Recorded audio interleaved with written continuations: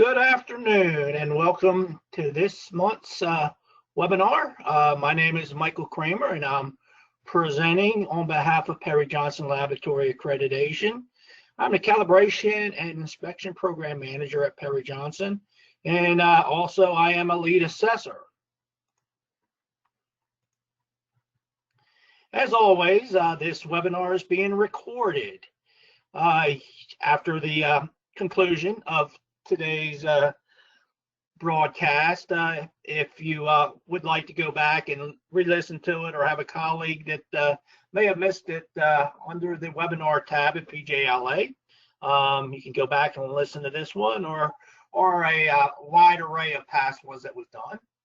Another thing, one other item I like to bring to light here is after I've been completing webinars, I've been getting quite a few requests for the slides. No longer is it necessary to contact me for the slides under that same tab. If you just want the slides for the presentation, you can get it directly off the webinar now. The duration of this webinar is set for 1 hour. You should have a place provided if you have any questions. At the conclusion of the broadcast, before we actually sign off, I will go back and entertain questions that were submitted during the webinar. Please keep your questions in regards to today's topic,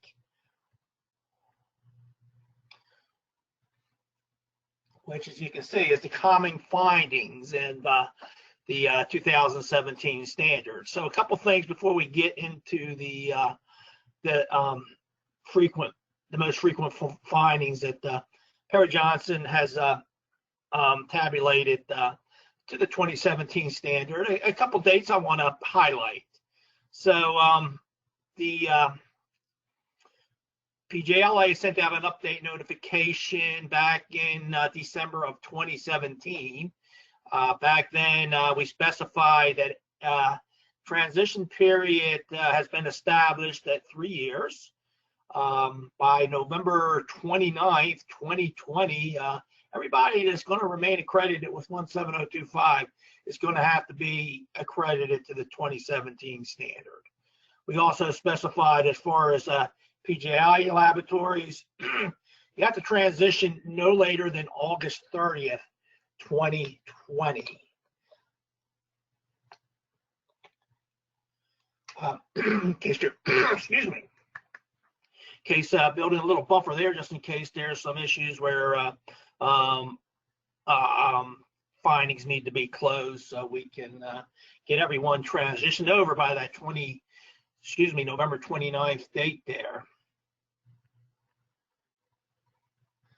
One thing also, when we do a transition, we need to come on site. So the transition assessment cannot be done off-site, it has to be done on-site. So if you happen to wait until the last year and it happens to be your off-site year, we're going to have to actually pay you a visit.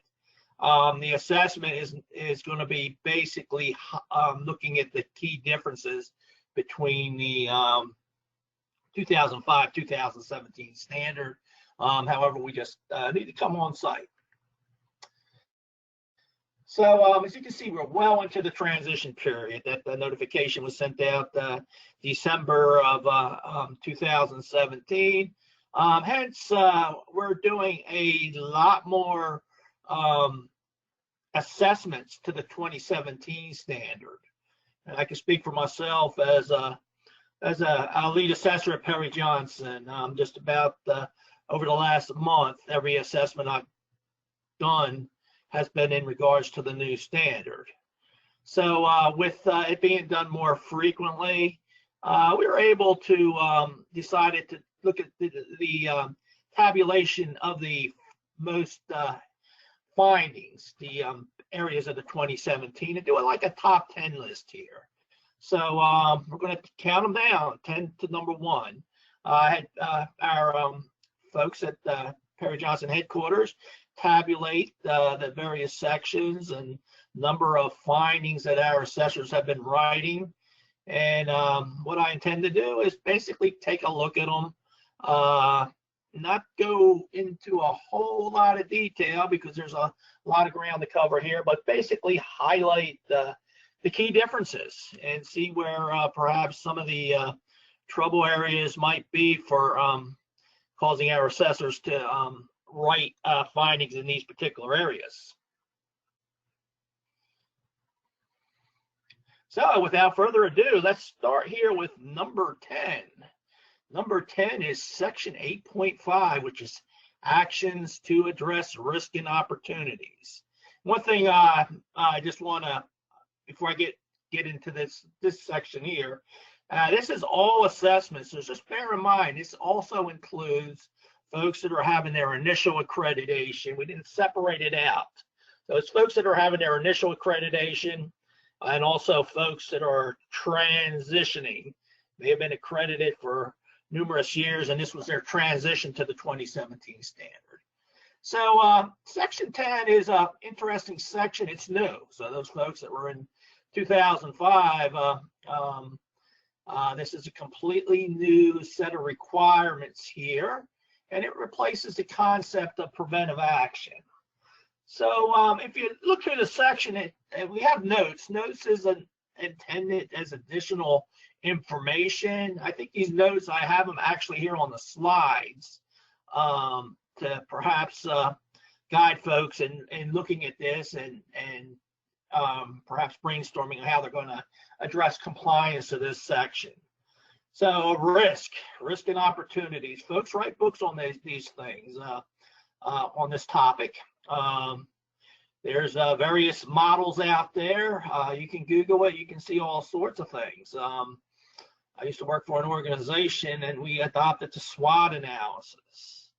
But basically, this note is saying there's a lot of good tools out there that addresses the risk, identifying risk, lowering risk.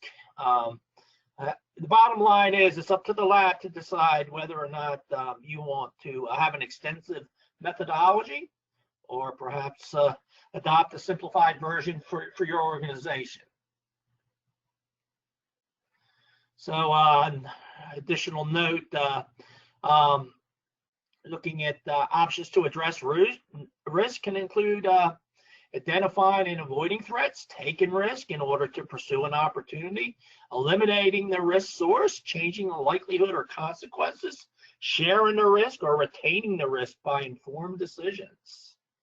Opportunities can lead to expanding the scope of the laboratory activities, addressing new customers, using new technologies and other possibilities to address customer needs. So again, the notes given, they sort of provide clarification of the text and hopefully provide guidance. They're not actual requirements, but I felt particularly in this section here, they're particularly beneficial. It is new. It's actually, I think, one of the hardest part as an assessor to assess, because there's so many notes and variations that a lab can look at in addressing compliance to this section here. So I could say, it's recommended that the lab to develop a specific document. Could be a procedure where risk and opportunities are identified, as well as a plan to implement action to minimize risk and maximize opportunities. It needs to be hopefully addressed within your quality management system, and should be able to produce records showing that it has been done.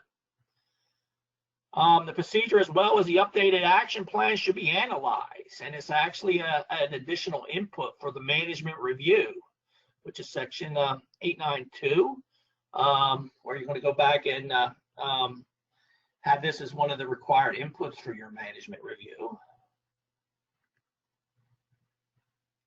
So risk, other than section 8.5, it comes up in other areas of the standard. And bare bones minimum, and I'm doing an assessment, one of the very first requirements in the standard is in regards to impartiality. 414, risk to impartiality. It can arise from activities or from its relationship or the relationship of its laboratory personnel. States, the laboratory shall identify risk to its impartiality on an ongoing basis.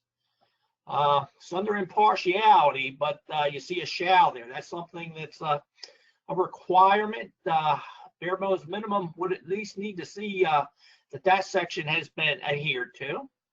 Also in section 7.8, under non-conforming calibration work, reporting. I'm getting ahead of myself there. We talk about the level of risk, such as false acceptance and false rejects, statistical assumptions associated with the decision rule employed and apply to the decision rule. So risk comes up there. That's something that the lab will need to be looking at either when they're on the receiving end of having a calibration and the risk of false acceptance with a decision rule implied, or actually providing that to the customers. 710 is non-conforming work. So actions comes up there, including halting and repeating of work, withholding reports as necessary, or based upon the risk levels established by the laboratories. Hence, section 710 is requiring the lab to establish certain levels of risk. This has got to do with non-conforming testing or calibration work, where I would say that the highest risk, say an extreme level of risk, would perhaps have an adverse effect on your customer's test or calibration report. You can always go down to a moderate risk, depending on however you want to look at that. But as you can see, those levels have to be based upon the risk levels established by the laboratory. All right, that does it for number 10. Risk and opportunities. Basically, we're coming on board there. We're coming to your facility. We're doing an assessment. There's a lot of notes, but we need to see basically that it's being done. A record should be produced. Ideally, a procedure or some sort of document identifying risk and opportunity. So you can see that was a high number of non-conformances that made the top 10 list at number 10 there. Number 9, internal audits. Always was nothing new. You're always required to do an internal audit from the 2005 standard. There is something new here, that the laboratory shall plan, implement, and maintain an audit program, including frequency, methods, responsibilities, planning, requirement, reporting, which shall take into consideration, this is the new part here, the importance of the laboratory activities concerned, changes affecting the laboratory, and the results of previous audits. So basically, when you're doing an internal audit, this is a new requirement. You need to be asking yourself those questions. Other than that, there's no other significant changes in this section. If you recall, back in 2005, it stated that the internal auditor had to be trained and wherever possible, independent of the activity being audited. It's going to come up a few times today. When we're talking about laboratory activities, we're talking about everyone that's involved in laboratory activities. That would include the internal auditors. So those actual requirements are still there. They're captured in the personnel section under competence, also under the impartiality. 4.1 and 4.2 applies to the internal auditor, which are the areas of confidentiality and impartiality, and also section 6.2 that has to deal with personnel and ensuring your folks are competent. That is crosswalked over. However, it's not spelled out in the particular section as it was in 2005. So, see, I made the list, but there's no real significant changes in the requirement. And I can say this just from doing some internal audits. When we come on board, we're going to be assessing you to the 2017 standard. So we're going to be assessing you to the section on 2017, not the 2005. So bear that in mind. Your internal audit should be directed at compliance to that standard. So of course, when we're doing assessment, we're always looking for your internal audit. So we need to see compliance that is being done to the 2017 standard. See the requirements right there under the 2017. You're doing the audit on the management system, assuring it conforms to your own requirements, including the laboratory activities and the requirement of this document being ISO 17025 2017. Number 8 is section 7.7, ensuring the validity of results. It's formerly from 2005, that's the old section 5.9, assuring the quality of testing calibration results. So capturing it still, its name has changed, requirements are still there. They've been expanded somewhat.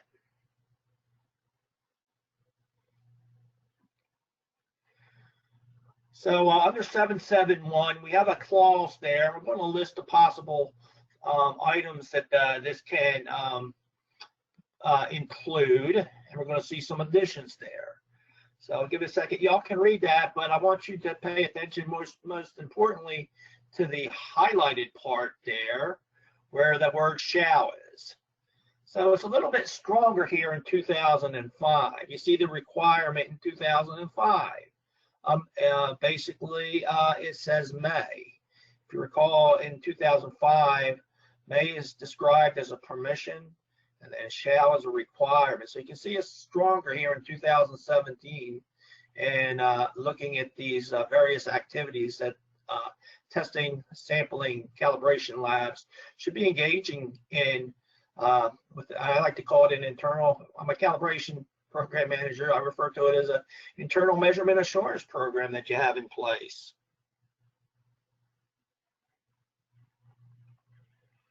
So this monitoring shall be planned, reviewed, and shall include, and we have where appropriate but not limited to, and we have A, which was there in 2017. We have B, which is new. Use of alternative instrumentation that has been calibrated to provide traceable results. We have C, which is in addition, functional checks of measuring and testing equipment. We have D, use of check or working standards with control charts where applicable. E, intermediate checks, that's new on measurement equipment.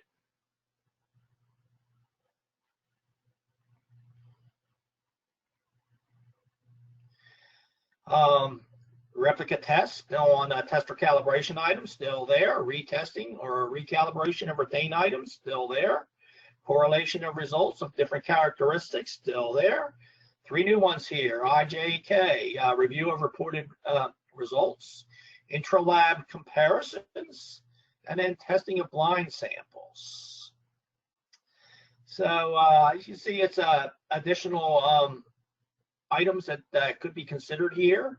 That does not limit it there. There is a shall there. So in a nutshell, we're looking for more than proficiency testing here, if available, if appropriate. So if it would be in the earnest of the lab, if there's nothing else being done by the other than the proficiency test that we require to specify why it's not appropriate. There's a long list of things there. So they all should be considered. 7.7.2, again, comes right out of the standard. We're going to dissect this a little bit on the next slide. The requirement is the laboratory shall monitor its performance by comparison with results from other laboratories. And I highlighted there, where available and appropriate. This monitoring shall be planned and reviewed and shall include, but not limited to, both of the following. Talks about proficiency testing, talks about interlaboratory comparison. So that's a change. 7.7.2 requirements of participating in either or both proficiency testing or interlaboratory comparisons. This is something that you're comparing your values. You're required, where available and appropriate, to compare your results to other results outside the confines of your organization. And those folks that are already accredited with PJLA, we basically already have this covered in PL1. That's proficiency testing, where we require you to use as a proficiency test interlavatory comparisons, or top of the chain there would be proficiency testing through a proficiency testing provider, third-party provider. And we know there's some animals out there where it may not be available, may not be that easy to compare your results to those of other organizations. In those cases, and sort of going back by what the standard says, where available and appropriate, PL1 requires a lab to put that request in writing, stating why it's not, third party or interlab is not feasible, and how they plan to do the proficiency test via intralab or repeatability studies. So this is a new addition, strengthened in 2017. Was always there in PL1, however, over the last several years.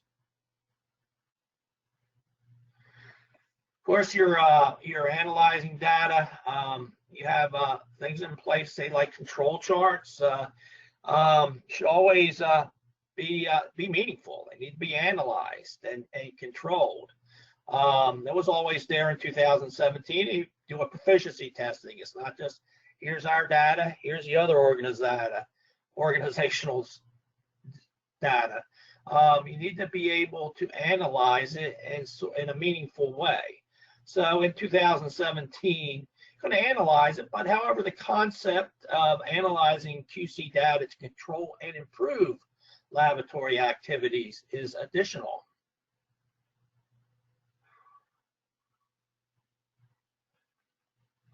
Okay, down to number 7, which is management review, section 8.9. Once again, management review has always been a requirement. If you're transitioning to 2017, we're going to be looking for your management review. Of course, we're going to ask to see that objective evidence you're doing a management review. We're looking to compliance to 2017. So ideally, you should be doing your management review prior to your transition to the 2017 standard. So this section actually, if you haven't looked at it yet or haven't done your review, you're going to see it's been expanded. 2005 listed various inputs. 2017 lists various inputs. It has additional inputs, and it has some inputs from 2005 that's been changed. Customer feedback is now customer and personnel feedback. Instead of recommendations for improvement, it's been modified to the effectiveness of any implemented improvement.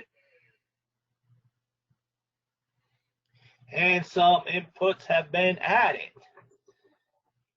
You see the additions there.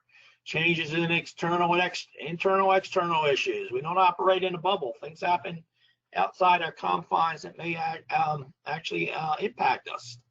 Fulfillment of objective.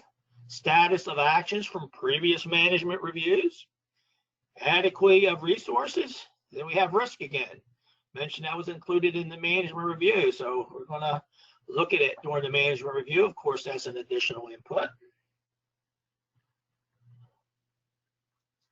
What I like about the management review, though, and I always like to emphasize this, when I talk about internal audit, I like to say that's a vehicle you're using.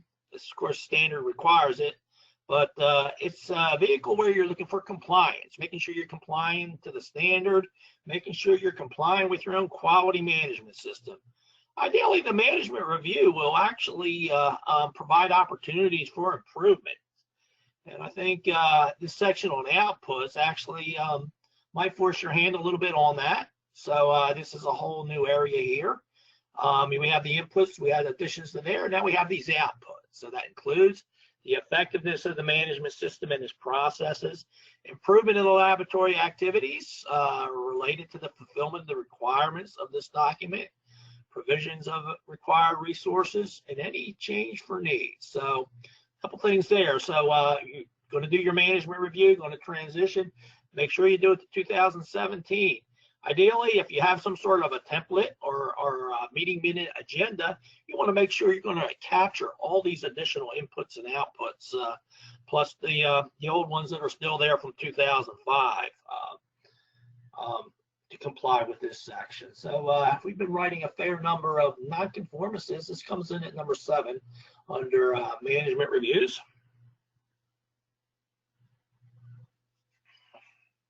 Number 6 is very first section in the 2017 standard. It's a section on impartiality.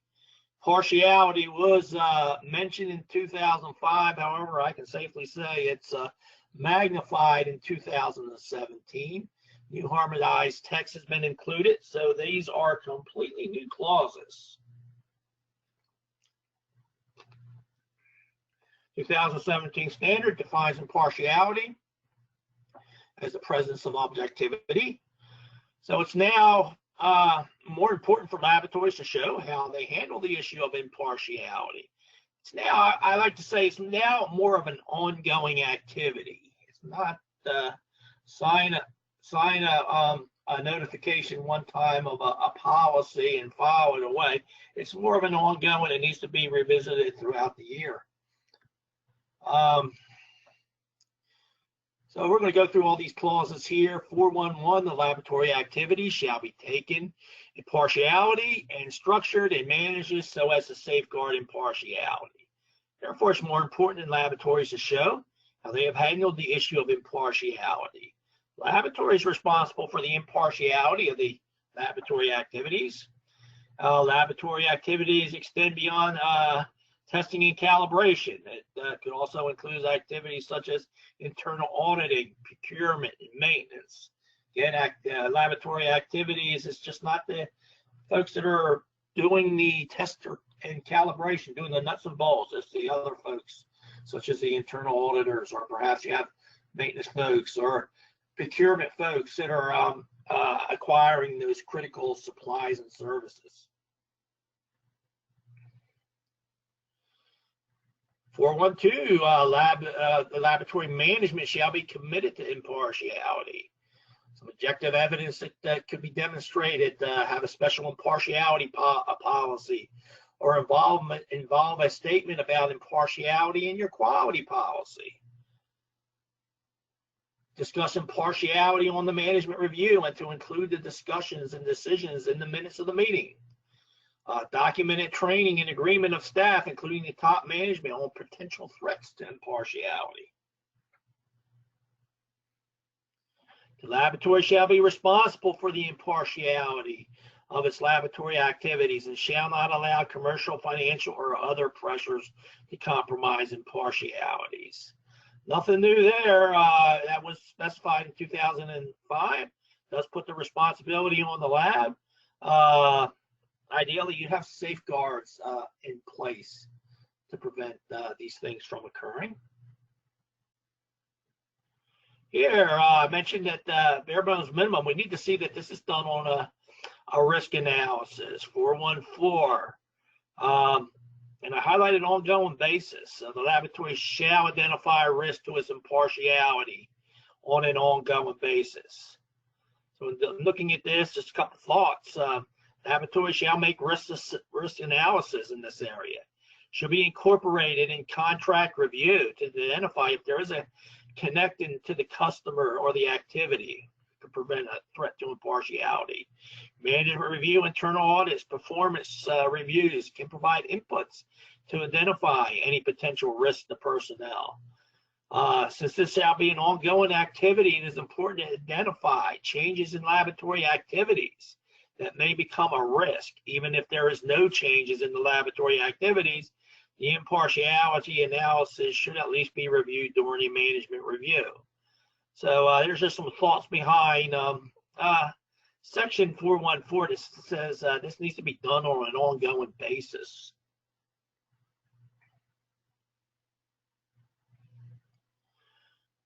(415) Risk So if a risk to impartiality is identified, the laboratory shall be able to demonstrate how it eliminates or minimizes some risk.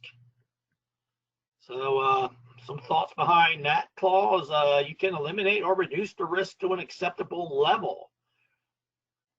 The laboratory should be able to show how it handles the issue of impartiality. So these activities should be documented. Some examples could be if it involved a personnel and an impartiality issue, an individual, you can change the personnel if the initial personnel were compromised. Let the other parts of the laboratory perform the test if the initial part is compromised, or a segregation period of compromised employee from the activity. Therefore, if you have a customer and there could be an impartiality issue with an employee there, perhaps the employee actually solicited the customer to send in work to the laboratory. There might be an impartiality issue there, so you may want to remove that employee from being involved in that customer's test or calibration activities for a set period of time. Just some thoughts behind 415 there. Okay, number 5, we have externally provided products and services, which from 2005, it incorporates both subcontracting and purchasing of supplies.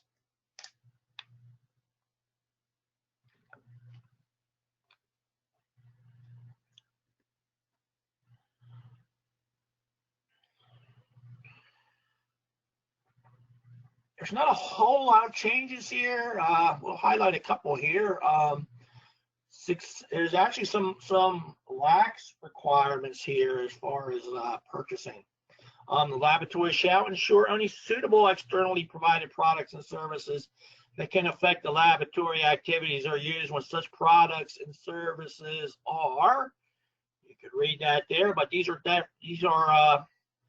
items that directly impact your testing or laboratory activities. So if you want to think about it, suitable. So that's kind of vague there, suitable. Sort of bring risk into the equation there, thinking about it, because the lab has to determine the level of suitability.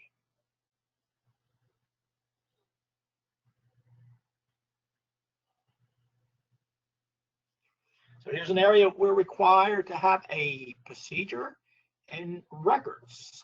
Procedure showing how something is done, and a record is showing that it's been done. Always been in place, defining, reviewing, and approving laboratory requirements for externally provided products and services. Bear in mind, we're talking about subcontracting and purchasing here. In addition here, defining the criteria for evaluation, selecting, monitoring of performance, and reevaluation of the external providers. So hence, you may be approved a vendor. It's not a one-time thing. You have to go back and have criteria for reevaluation. So quite often, how do you do that? What's a good vehicle to use? One thing that comes to mind, if you're using someone who is, say, maintains a certain certification or accreditation, say a calibrator, and they're using their 17025 accreditation to ensure traceability, reevaluation could be as simple as just assuring that that accreditation stays intact, it hasn't changed, a particular item stays on the scope of accreditation. The CMCs or uncertainties that are stated on there still meets your requirements. So one thing that's actually disappeared here during 2005, we would always ask to see the list, because it stated you had to list those approved. You can still use an approved vendors list, and this could show where you're evaluating, monitoring, reevaluating, and assuring that only those approved will be used. Could still be used and comply with this section. However, it's not required. So I'm not going to ask you, to show me where you list them. I'm just going to be basically looking if you happen to show a approved vendors list. If you used to call it that and you still want to continue to utilize that, you can still utilize that and show compliance is being met. So you can see not a whole lot of changes there, but that came in at number 5. So we're one of the higher areas of NCRs, nonconformances, that we have been writing here lately at Perry Johnson. So the requirements are actually lax here. You've always been required to, when you acquire critical products and services, you want to be very specific about what they are, especially if it has to meet certain criteria, acceptance criteria, perhaps needs to be done to certain qualifications of personnel. That 2005, we were looking for a document. It basically stated that that document needed to be reviewed for technical content. Since we're looking for a document, we're looking for a record showing that's been done. 2017, you have to communicate. So it could be done in a very simplified manner. However, you just have to assure that A, B, C, D is clearly conveyed to your vendor.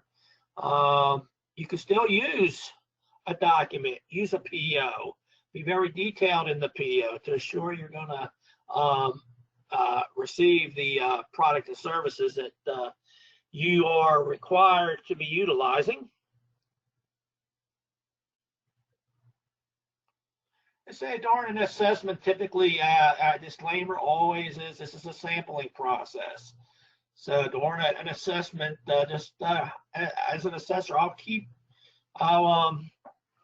zone in on some key suppliers I see when I'm witnessing calibration, perhaps, and then go back and assure that they've been approved, evaluated, now reevaluated. So just assure that that's being maintained within your organization. You're using somebody new.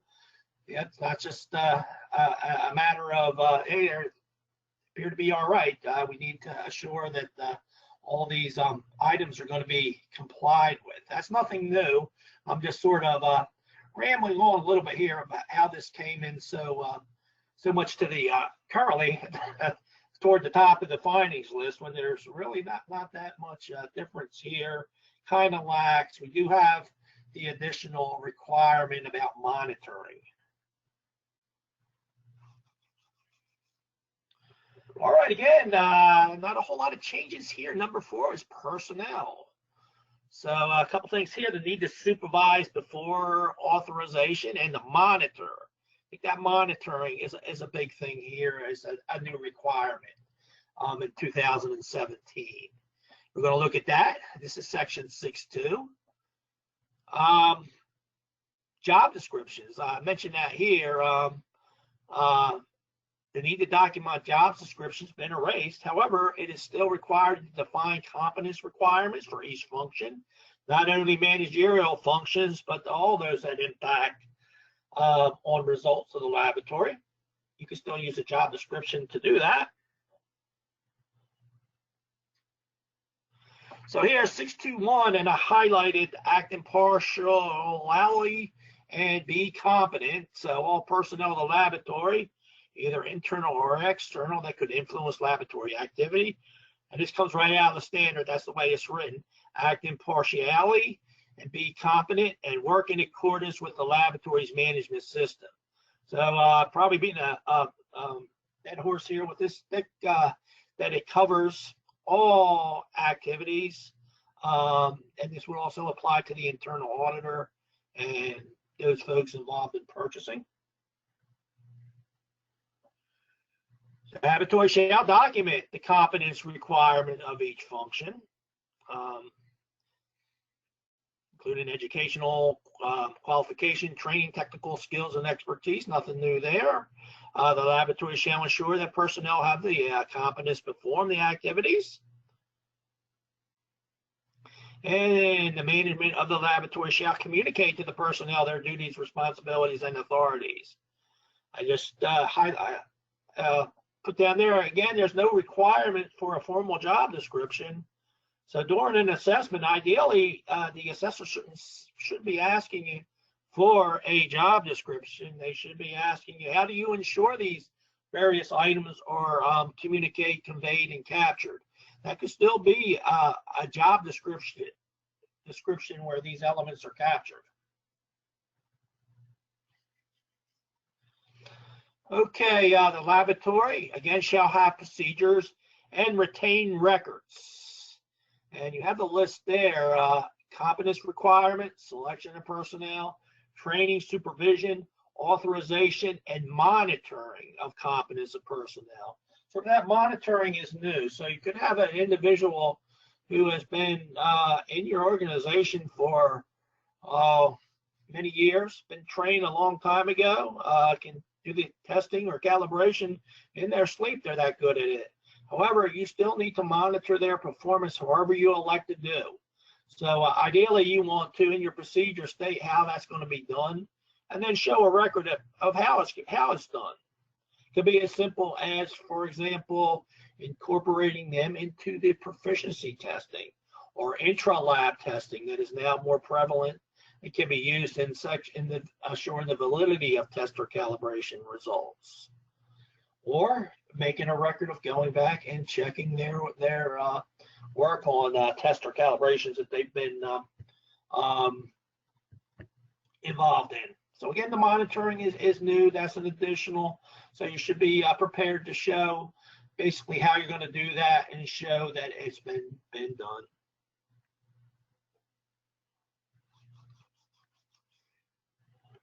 The laboratory shall authorize personnel. Nothing new there. One thing that's no longer there is you used to have to capture data competence. Again, that's been erased, but you still have to show the authorization. Say, for example, if you're using see a lot of folks use a training matrix that has various test calibration functions of the laboratory and individuals listed and who is authorized to do what within the laboratories. So we need to capture these elements also, other than the doing the actual calibration. And you can see that we have A, B, and C listed there. Again, if you're using a matrix or whatever you're using to capture the authorization, as an assessor, and I keep emphasizing this, I might ask, well, who does the internal auditors? Who is doing the internal audit? And I need to see that authorization that the laboratory management has authorized that person competent and authorized them to do the internal audit or do the purchasing of the critical supplies that the organization is using.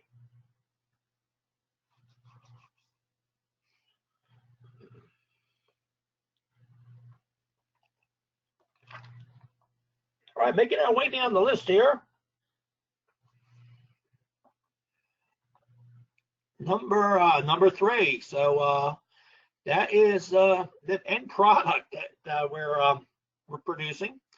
That's your reports, reporting the results. So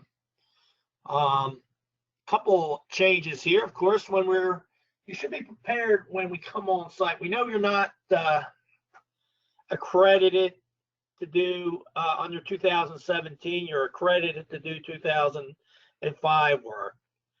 Therefore, up until the time you transition to the 2017 standard, you're not accredited to basically do those types of reports saying you're accredited to do it. But we need to see something in place moving forward that when we do accredit you and approve it, perhaps a sample report, perhaps a reporting template, that these requirements are going to be captured. So there are some additional requirements here.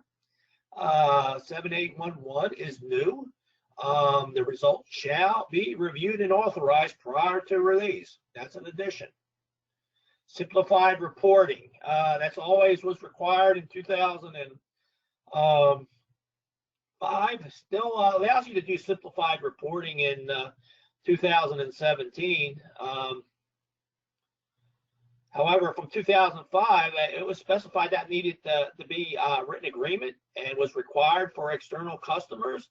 That's no longer required. The lab should, I feel, maintain a record, however, that if you're doing simplified reporting, that this is something that your organization and the customer has come to an agreement with.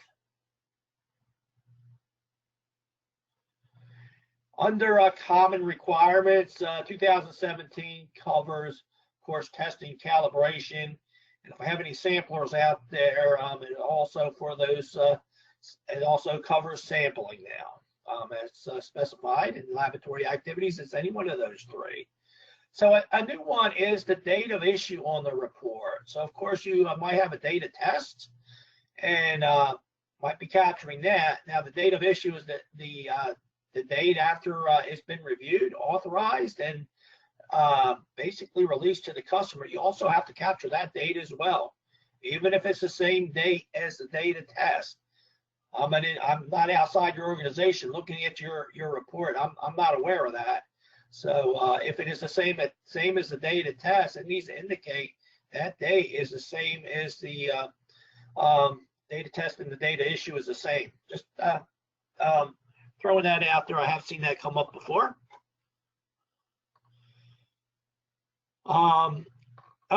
Instead of a signature, the identification of the person authorizing the report. So it's a little lax there from 2005, whoever authorized the report, you have to capture their names, functions, signatures, or equivalent identification of the person authorizing the report.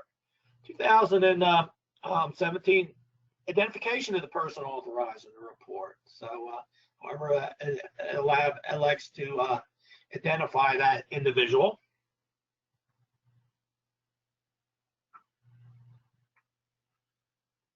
New requirement here, 7822, the laboratory shall be responsible for all information in the report except when information is provided by the customer. Data provided, if it is provided by the customer, it shall be clearly identified. And a disclaimer shall be put on the report when information is supplied by the customer and can affect the validity of the results. So that actually is brought up earlier in the standard with doing testing or calibration on site at the customer's location. Let's say their environmental criteria is out of the prescribed environmentals that the testing or calibration protocol calls for. That needs to be brought to the attention of the individual, and you need to gain their approval before moving on, and it also needs to be documented on the report. It's an example that it comes up in another section, and it comes to mind, you know, as a calibration. I know a lot of folks do that on site. Now, credits both do it on the fixed facility and at the customer's facility. 2017, you're going to be looking for that to be brought to the person's attention, be identified on the report if those, for example, those environmental criteria is out. Sampling, customer just brings you in a sample, as you test it. You didn't go out your organization or have a sample in organization provide the sample to you. So as far as that being a replica sample of a larger sample, that's something you don't have control over. So if the customer, if your sample is provided by the customer, it needs to state on the report that the results applied to the sample as received.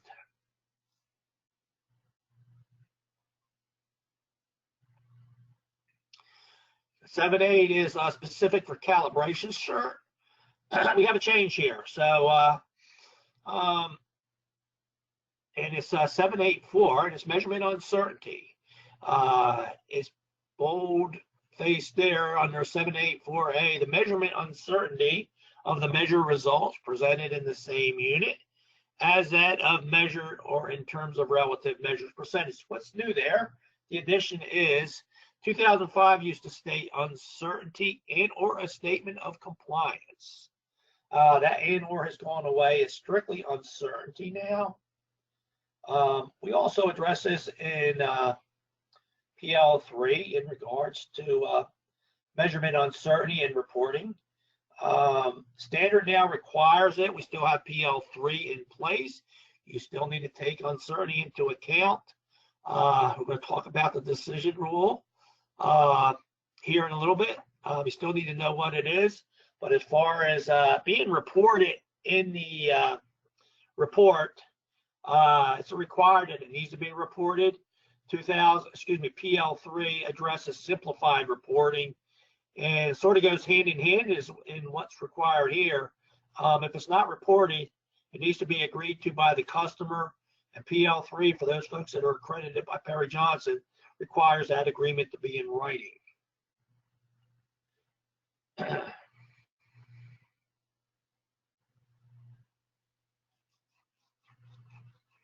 785 new regarding sampling, and uncertainty comes up here as well. So a couple additions here, where the laboratory is responsible for the sampling activity in addition to the requirements shall include the following where necessary for the interpretation of the results. So if there's an uncertainty associated with sampling, and that's a component, say, of the test that's going to be done, that information is going to be needed on the sampling report.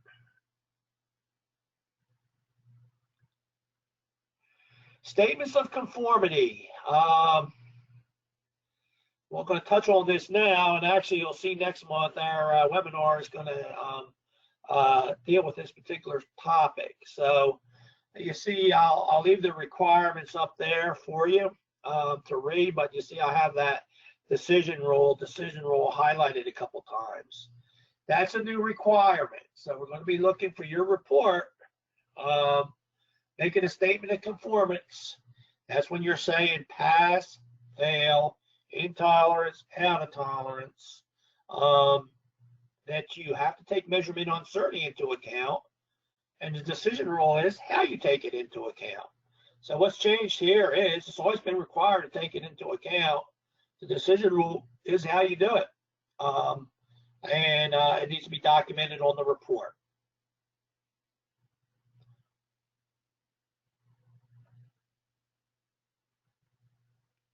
And I didn't make the top 10 list, but during contract review, decision rule comes up there. So up front, the decision rule needs to be communicated and agreed to by the customer. That is, if you're making a statement of compliance, if your customer requires it. If you're not making a statement of compliance, you're reporting the values and the degree of uncertainty. There's no taking into account, and decision rules does not need to be documented. But if you are, and most of the time I see it in my arena in calibration, that folks are stating, making a statement of compliance, then the decision rule needs to be in there on that. But just bear in mind, this also needs to be agreed to up front under review request, tenders, and contracts. It's covered in there when the customer requires this, that the decision rule be conveyed and agreed to. So just also bear in mind, our next webinar is going to touch on this topic here, coming up in September.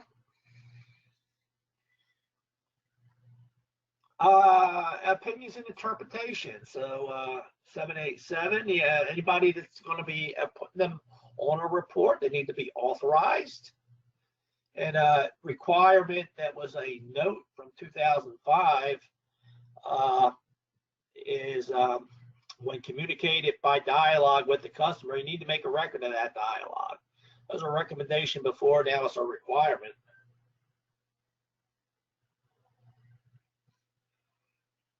Amendments to reports. So you issue a report, and for whatever reason you need to reissue a report. The old adage, you have to give it a unique identifier. You need to identify the report that it replaces, still there, but and we have bolded where appropriate. So now if you have to reissue a report under 788, the reason that for the change needs to be included in the report. So the concept of where appropriate, the reason for the change included in the report, that's an addition. That's a new requirement.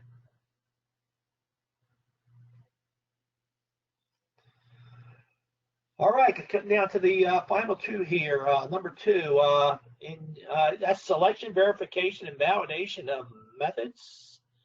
And this is an area, generally there's not many changes here.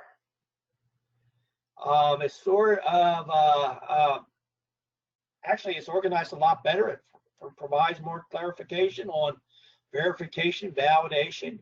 Definitions have been added. You see verification there. You see validation there.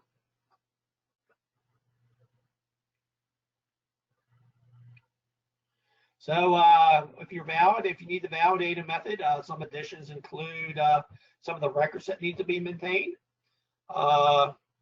which includes those two that are added to the 2017 standard, determination of the performance characteristics of the methods, and also a statement of validity of the methods detailing its fitness for intended use. Records were required before, they're still there. These are additions. So this sort of as a head scratcher as far as this is number 2. We're writing a fair number of non-conformancies in this area here when looking at all the other areas. And I think, this is always was always required, and it should always be practiced under 7211. This is nothing new here, and it's going to be assessed that your methods are appropriate, methods and procedures. So you can see that requirement there under 7211.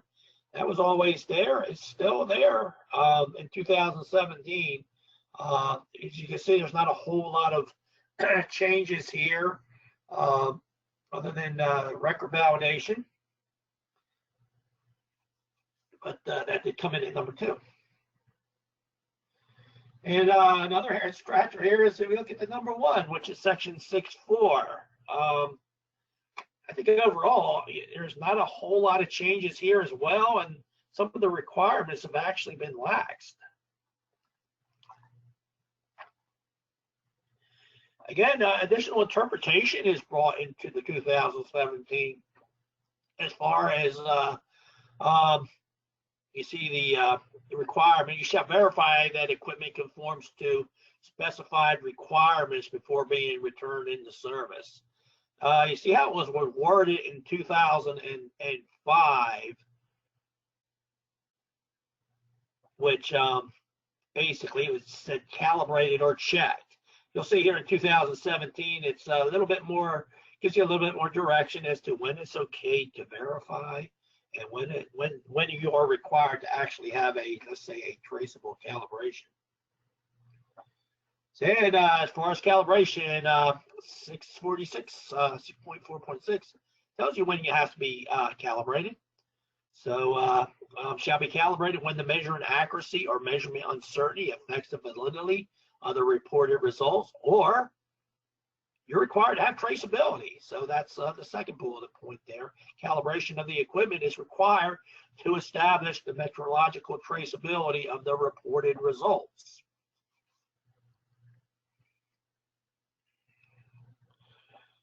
Have to establish calibration programs. In addition, there is always been required that you establish calibration programs, and they need to be reviewed and adjusted if necessary. So if you're sending items out every year, let's say you're having a lot of has-failed failures, you may need to shorten that calibration interval up. Or you can see items perhaps are holding steady as a rock, not moving from year to year. It could be if the lab has enough history, could adjust it to an increased calibration interval. Something that's relaxed here in 2005, we're looking for a calibration label to be on the items that being used within the lab that need to be calibrated. You can still use the calibration label. It's not required though. However, the calibration status needs to be readily available. So as an assessor, ideally, if I see a calibration label on it, tell me when it was calibrated, when it's due, couldn't be any more readily available than that. If I don't, it's not automatically a non-conformance. I would ask the user, when does this item due? And if it's readily available, IE pulls it up by the computer, gives me an answer in 30 seconds, then I would say it complies. The mere fact it didn't have a label on it does not automatically means that it is a non-conformance. Another relaxed requirement here is a laboratory needs to basically take practical measures to prevent unintended adjustment of equipment. The requirement specifying safeguards from intended adjustments is still in place. However, is now referred to taking practical measurements to prevent. Nothing really significant there. That is a change, and it sort of lacks that requirement somewhat. So when we do an assessment, of course, we're doing it to 17025. We're also doing it to PJLA's policies, PL 1, 2, 3, 4, SOP 3 on the symbol. So a couple things here. Just I've got the head scratcher up here. Sort of the first two items there, the number 1 and number 2 on the list. There weren't very many changes.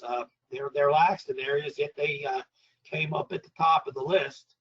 And the first time that the PJLA's policy and procedures appear, as far as writing non-conformances against, comes up at number 11. So barely missed that under number 11, which is PL1, and that's our policy on proficiency testing.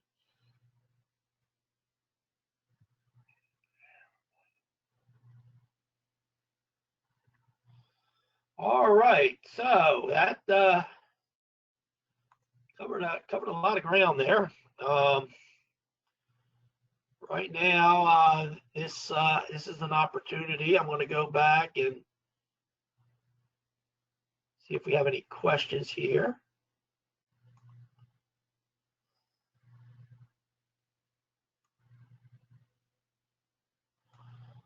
Quite a list here. Bear with me a moment as I try to sort through some of this.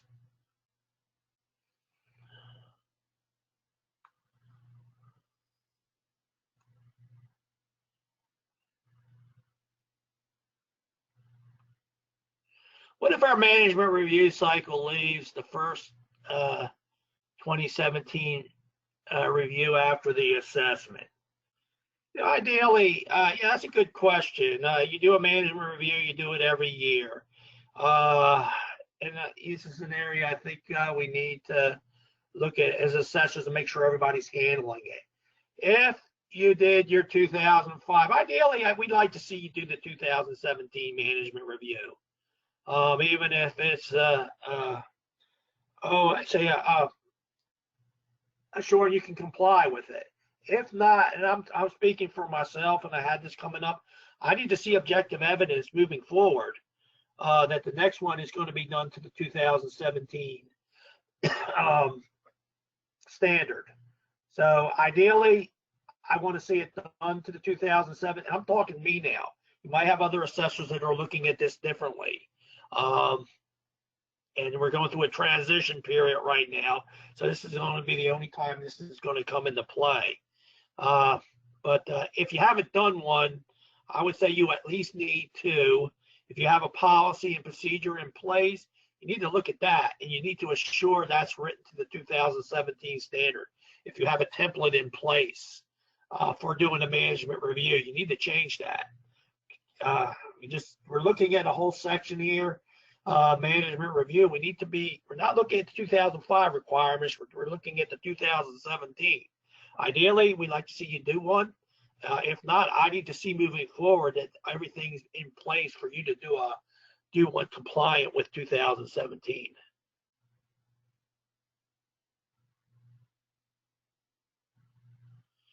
Does the 2017 standard contain a requirement for a documented published quality policy statement? The answer to that is no. 2005 it was very specific about a quality policy statement. And it was very prescriptive as far as elements that needed to be there. You still have to have your policies and objectives stated. You could still use a quality policy statement to do that. Didn't make the top list, but if I'm looking at it, I've done assessments, they're still using that quality policy statement to state their policies and their objectives. In addition to that is impartiality comes up. And bear with me, I can't remember exactly how it's worded, but it needs to address the impartiality and competence. That's an addition. But as far as those other items that were on 2005, they've gone away. You don't have to have a quality policy statement. So the answer to your question is no, it's not required. It could still be used to convey your policies and objectives, though.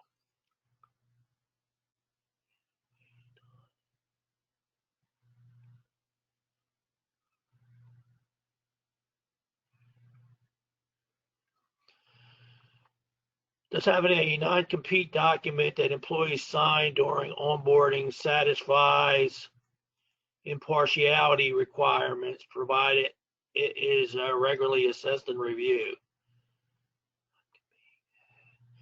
No, I don't think so. A non-compete, you know, I know what that is. And if I'm reading this correctly, that means you're not going to, if your employee goes elsewhere, they're not to look at go to work for, you know, folks within the industry or folks that are in direct competition with you. Impartiality is a lot more than that. I don't know what's in that agreement.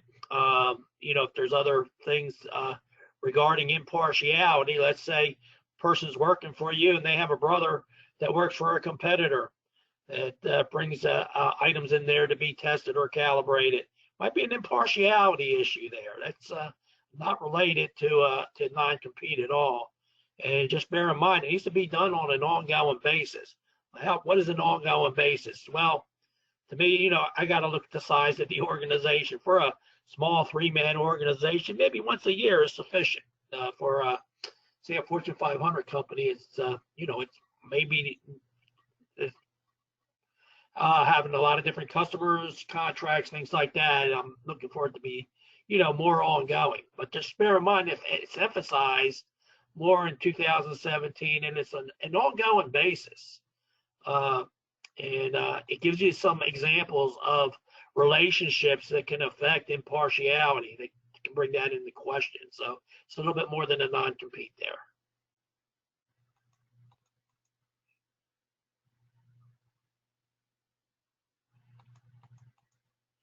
Here's a question about decision rule, and bear in mind we're going to talk about this next time around. Thank you. On decision rules, are you saying that even if agreed with the client, the uncertainty cannot be ignored in making the decision? Simple, unconstrained acceptance.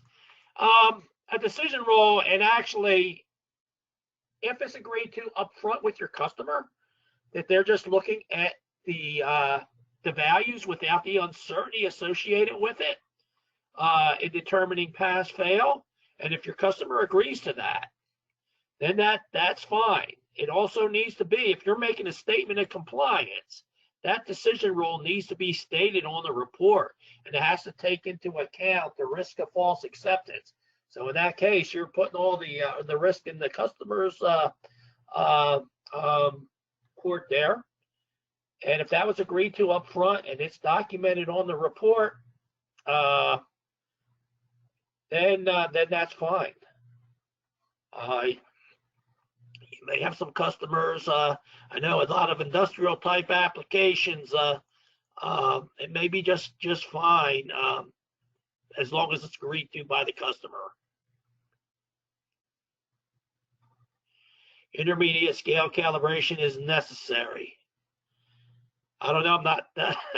That's kind of a vague question there. I'm not familiar with what it's being used for. If it's say for a testing lab, and that's a check where it is appropriate to check the balance. I'm assuming, you know, it's probably not some type of application. Then I would say yes, that would be an intermediate check that needs to be in place.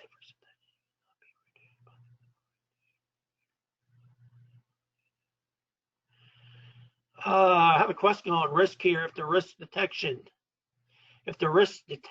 cannot be reduced by the defined dates, can they be open indefinitely until the risk is reduced? That is up to you. You know, risk, you have to identify risk. You can elect to, you identified it, you know it's there, you can elect to take the risk. That's your decision. You got to show that it's been looked at. You know it's there. It could be a high risk, and you elected to take that risk. Ideally, you know, if there is a high risk, went into some detail there when we're talking about that section. That ideally, you know, you'd be looking to lower it, perhaps to a more acceptable level. It could involve another party where you could share the risk. Will this deck be available for review or download? Yeah, we talked about that at the beginning. This whole recorded version is going to be available. If you just want the individual slides, just go to the webinar tab on the PJLA website, and you can download them. When will the webinar be downloaded to the PJLA website? Kristen, she's with me on the other line. She can't speak, but as soon as I'm done here, she'll have the slides. And I would say my stock answer would be hopefully by the close of business tomorrow.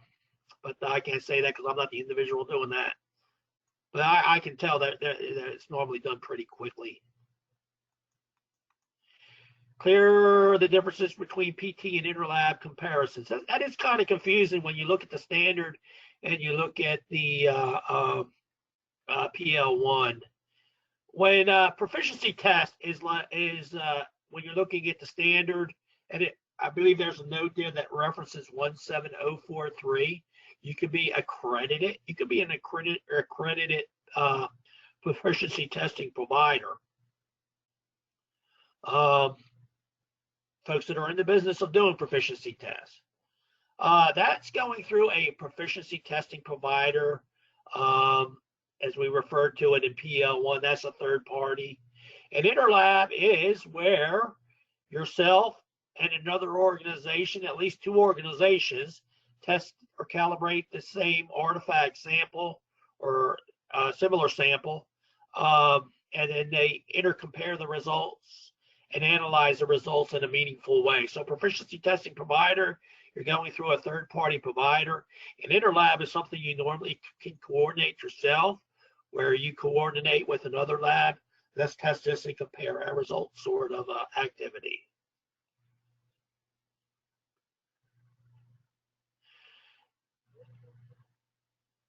Is there any changes in security issues for computer and training and personnel? There is a whole section on data management, and you have to assure, of course, that things are protected, can't be changed, lost, unauthorized access. That's always a requirement. Sort of a whole section as far as training, though, it does not come up. But if that's going to be a vehicle that you're going to use to assure that your data is going to be protected, it's not going to be compromised in any way, that can be used as objective evidence for data management.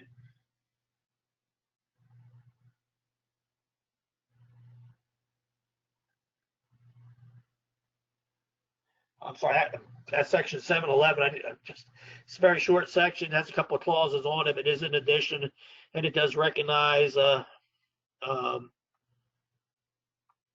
the more so that everything is computer driven, more so than paper driven than they were back in 2005. Do lab need to develop manual for new standard? I'm assuming you're talking about a quality manual. There is no requirement that states you have to have a quality manual. Quality manual can be very useful, though. Quality manual can be used as a vehicle to comply with various elements within the standard. So that's up to the organization to determine. There's no I'm saying requirement here. You know, as far as a need, you may have an actual need to do it. As far as our requirement is, there's no requirement that says you have to develop a new manual. Still got to comply with the standard. If you're going to use the QA manual as a vehicle for compliance, then I would say then you probably need to do some revising there.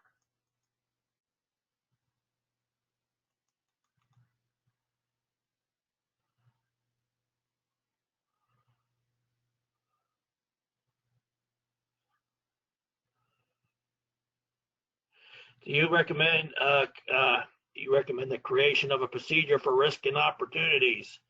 Like I said, there's a whole lot of information out there. Organization I worked at, we did SWOT analysis, worked for a Fortune 500 company.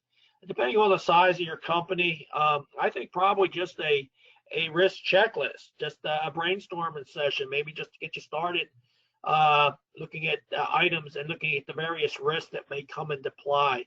That is an actual protocol that can be used, and it's listed. I saw in my own internet searches. I did a presentation actually on risk analysis, and I go over several different methods. So if you would like, on our webinar tab, and just a risk checklist was one of them that comes to mind. You can go back and listen to that presentation. Hopefully that can give you some clarity in that direction.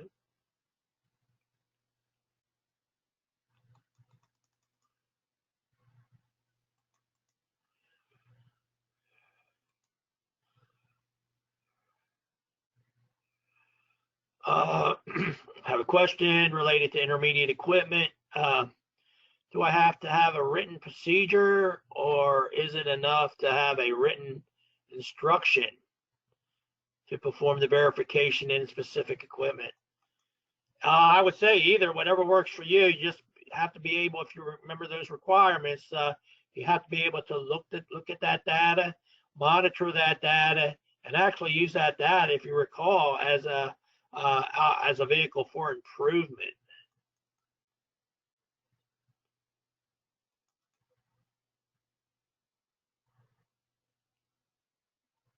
I really don't understand. Oh, wait a minute. There's more to it.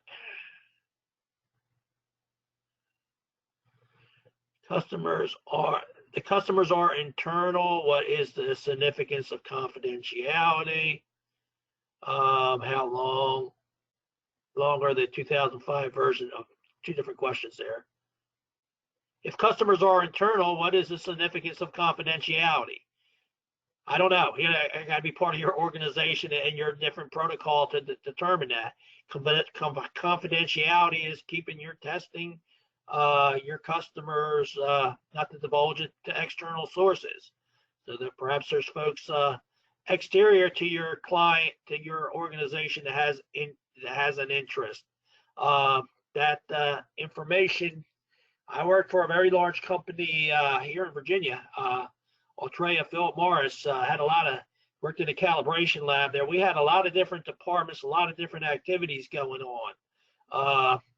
And I'm not sure how big your organization is, but I would consider the interdepartment testing and calibration between those departments as being confidential from one another.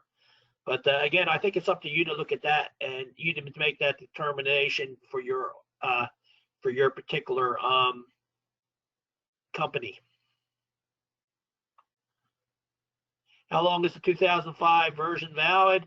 After November 29th, 2020, it will no longer be valid. We went over that at the onset. So we're coming down. We're well into the transition period now.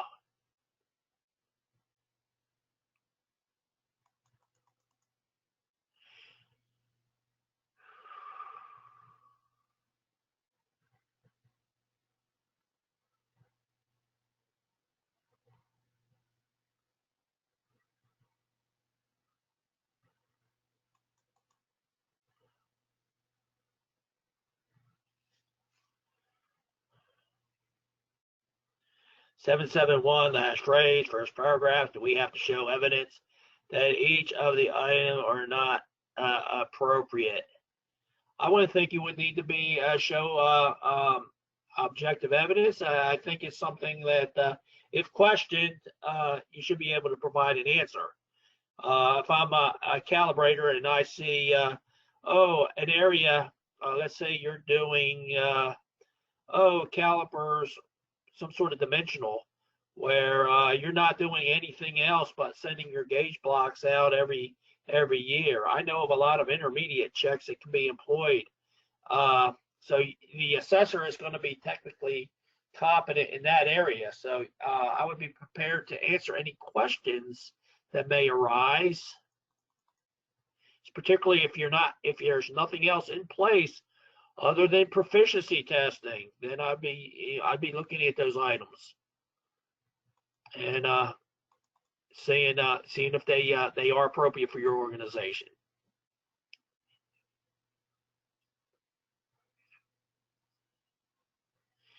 Next question, and I'm a calibration person. I think this is pertaining to questions. Is there a standard for number of samples being tested per day versus number of analysis? I don't believe that's addressed in 17025. It was not captured under in the standard. So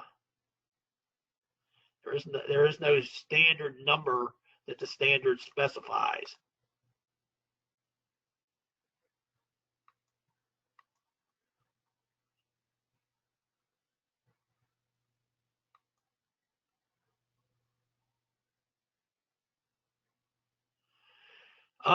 Do we have to communicate to our external providers about all 4 of the subpoints, even if we don't have a requirement for the subpoints? For example, we have no requirement for competence of their personnel. Now, if it's not applicable, it's not applicable to you. Competence of personnel, like some organizations may require a specific license or something like that be in place. But if it's not applicable to your particular need, then it's not needed.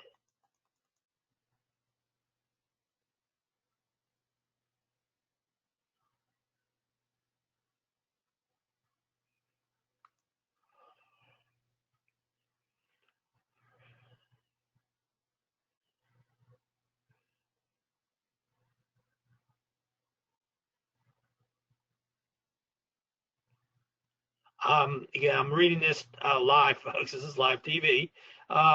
It is a two-way agreement that the employee attests that they will remain objective, not influence results based on relationship or previous employments and potential client in the industry, among others. Not sure what you mean between two-way agreement. You can control what's done in your organization. You can't control what somebody else is doing. It's okay. I know sometimes that you may enter into an agreement with another party that you would keep all their information confidential. I've seen that before. Individual customers have that before they send you items for calibration. They have to include that in the contract. That's particularly fine, but that's not required. The standard is concerned that you have vehicles in place and your folks are aware. You can use that, say, that two-way agreement as objective evidence to support it's being done if you have those particular agreements in place. But like I said, you can't control what the other side is doing. I'm not sure if I'm really understanding the whole gist of the question there, but that's just my thoughts, just reading it when I see a two-way agreement. I have seen contractual agreements written expressing confidentiality, but that's not always done.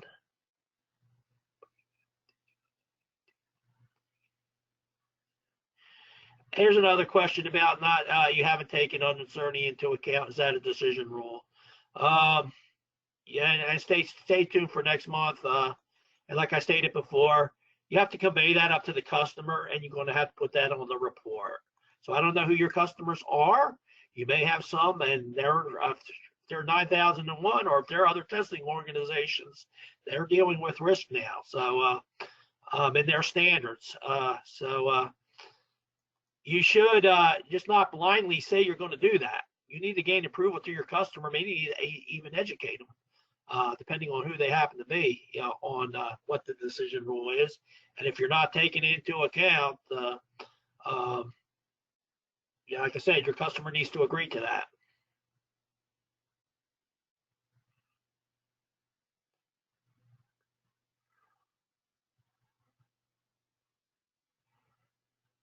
Does a training record for an SOP outlining a particular requirement satisfy the authorization? You have to capture the authorization, so it can be done on a training record. I do assessments. I was looking at one last week. I was looking at the record, and I was looking at an individual that was performing a specific calibration. And I'm sure, well, show me where you're capturing that this employee is trained and they can perform this particular calibration on behalf of your organization. And they were able to do that. So if you're able to do that with a training record, you don't have to capture the data competence anymore. That can be used as a vehicle to capture the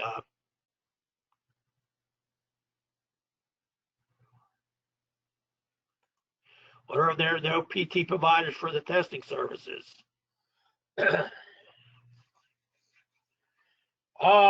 If there's no third-party providers, then I would suggest you solicit interlab testing with another organization. If you're unable to coordinate an interlab test, and we're getting out of the realm of what the standard says where available and appropriate. So if it's not available and appropriate, if you're accredited with PJLA, and I'm saying this based on that assumption, you need to put the request in writing where you could request an intra-lab or repeatability. So review PL1 on that when it talks about intra-lab and repeatability, but its onus is on you. If there is no third-party provider, and for whatever reason, if you can't coordinate an interlab test, you need to state why, and then also how you plan to do the proficiency testing in a meaningful way.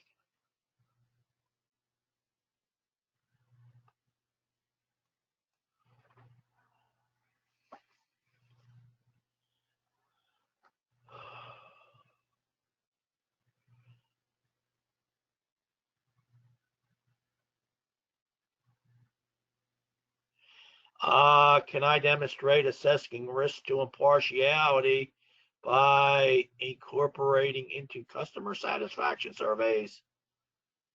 I really don't know. I don't see the correlation there. I'm assuming you're required to actively seek feedback from your customer, positive, negative.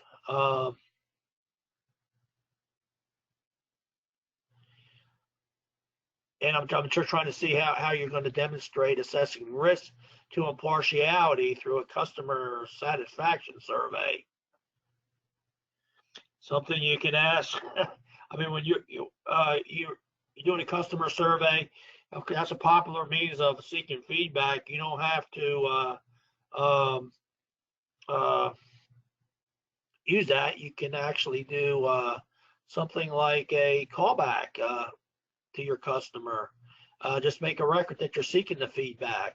So if there's some way you want to assess risk, that might be a more appropriate means of doing that. If there's a way to ask, I'm not sure exactly what your folks are doing. I'm really not sure what the correlation is between risk and doing a customer satisfaction survey. So I don't want to ramble on it anymore because I'm just speculating. Okay, folks, that's the end of today's webinar. So we had real good attendance here, outstanding attendance, and also a lot of good questions there. I'm sorry, if I didn't answer your question as direct as you wanted to, because I'm just wasn't real clear on exactly what was being asked. I know we have folks all around the world on us, and I can tell that we have labs all around the world. So some of those questions might just be a language barrier issue. But anyway, we got through them all. Before we leave, just want to announce that the next webinar is set for Friday, September 20th. We had a lot of questions about the decision rules. So we actually did a webinar on it once before. So we're going to go and I'm going to be the individual. I'm going to go take a look at it. We're going to do some more research. I believe ILAC, APLAC is trying to develop a guidance document in this area. But that's going to be the topic next month. So thank everybody for signing in. Appreciate it, and look forward to having everybody log on Friday, September 20th, 1 o'clock, same time, same place. Enjoy the rest of your day. Thank you.